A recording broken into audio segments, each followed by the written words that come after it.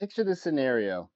A decorated combat vet walks into an interview. He has a perfect service record. He led teams on countless missions and brought every single one of his people home. He has more integrity in his little pinky than most civilians have in their entire body. He sits down across from the hiring manager, posture straight, intense, and ready. The hiring manager smiles and asks the question, "So, tell me about yourself." And the veteran launches into a verbal report. "My objective for the past 12 years was to lead my specialized reconnaissance team to successfully execute missions with a 100% success rate." The hiring manager smiles politely and says, "Impressive. We'll be in touch." But he never gets the call. Why? Because that veteran just treated the interview like a status report when the hiring manager was looking for human connection. I analyzed 354 veteran transitions through a research survey last year, and the data shows 61% fail at this exact moment. You're hitting an invisible wall because your military bearing reads as cold and your military language reads as confusion.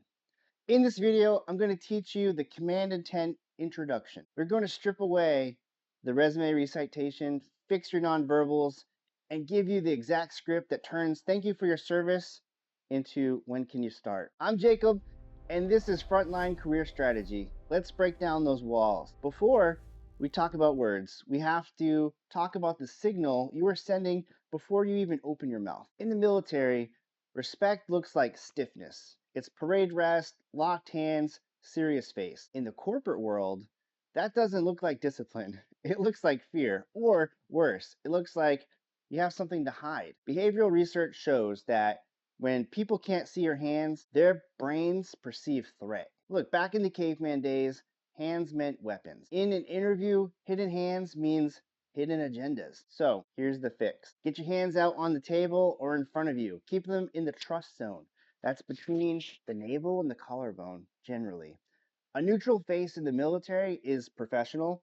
A neutral face in interview reads as angry or bored. If you're excited about the job, let your face show it.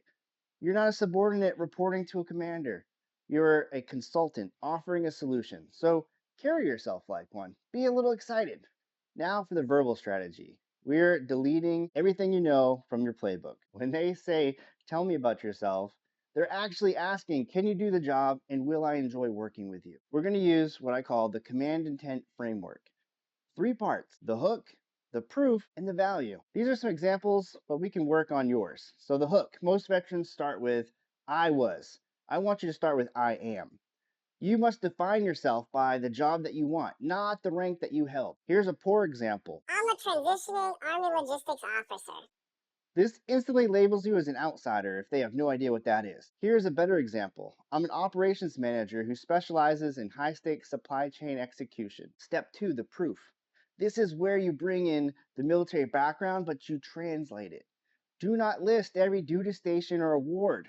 All right, pick two, maybe three wins. Here is a template that you can use. For the last 8 years, I've been leading teams in a volatile environment where 100% accuracy was the minimum standard.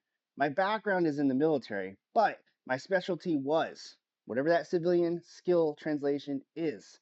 For example, I led a project that saved money, improved speed, fixed chaos. Picks a result. Step three, the value. You must pivot from you to them. Stop talking about what you want. I'm looking for a job. Start talking about what you can solve. Here's a template you can use. The reason I'm here today is that I see blank is scaling, and I know that that brings chaos. I'm looking to bring my experience in stabilizing systems to help your team hit Q3 revenue target. Let's see this action for Marcus, an infantry squad leader. Here's the hook. I'm an operations manager who drives on tight deadlines. The proof? For the last 8 years, I've led teams of 40 personnel in high stress environments. I'm trained to make rapid decisions with limited information. For example, I managed equipment accountability, valued at over $10 million with zero losses. The value: I'm transitioning now because I want to take that operational discipline and apply it into the private sector. I saw you're expanding your logistics team, and I'd love to help build the culture that makes that expansion successful. Notice he didn't say infantry He didn't say sergeant, he just translated his value. Now, another example Sarah, a spouse with resume gaps. Due to PCS moves. The hook. I'm a logistics and financial coordinator specializing in adaptability. The proof? Over the last decade, I've managed 6 international relocations and complex household finances in tough environments. I specialize in maintaining operational continuity when everything else is changing. The value? I'm looking for a role that values resilience and a remote compatibility, which is why your company's distributed team stood out to me. Warning, all right? There are some common mistakes that we should discuss. Before you practice this, you need to cut 3 things immediately. These are the mistakes that kill 90% of veteran interviews. So, mistake 1, the grovel. Don't start with, thank you so much for this opportunity. I know you're busy. You sound desperate. You are a professional having a meeting. A simple, it's great to be here, or I'm excited to be here is enough. Mistake 2, acronym vomit. This is the hard one to come over. If you say I was an NCOIC of an S3 shop, the recruiter hears I'm not ready for civilian life. Here are a couple examples. NCOIC could translate operations supervisor. S3 could translate strategic planning or operations. Squad leader, team leader. Translate it or don't say it at all. Mistake 3, the still figuring it out confession. Never say, I'm just exploring my options. Generalists get rejected, specialists get paid. Pick a lane for the interview. Even if you change it later, it's okay. Here's an advanced move, the dopamine trigger. If you want to be in the top 1% of candidates, I'm going to give you a psychological weapon. It's called the clarifying question. Next time they ask, tell me about yourself, smile, pause, and try one of these approaches. 1, the strategic pivot. I'd be happy to. I know you've already seen my resume, so would you like the standard professional overview? Or would you prefer to know why I think I'm the right person to handle the specific challenges your team is facing right now? Or option 2, the curiosity hook. Absolutely. I could walk you through my resume, but I think it might be more interesting if I shared the one specific moment in my career that prepared me for this exact role. Would that be okay?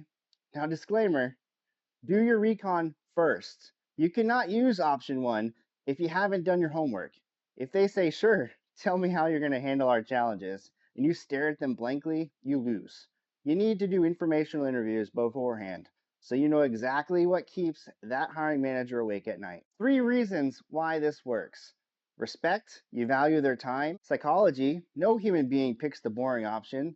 They will choose the challenge option. And 3, dopamine. By focusing on their challenges, you trigger their brain to look for solutions, not just hear your history.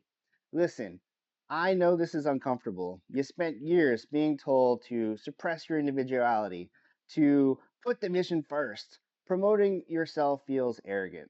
But in the civilian world, you are the mission. If you don't advocate for your value, nobody else will. You've probably commanded missions worth millions of dollars. You kept people safe in impossible situations. You have the skills, you just need to speak their language. So you got to practice and work on this. If you're struggling to translate your background into this framework, reach out. I'd be happy to chat or share some resources. And stop introducing yourself as a transitioning veteran. Start introducing yourself as the solution that they've been looking for. Are you ready to transition from the front lines to the career you deserve? Welcome to Frontline Career Strategy.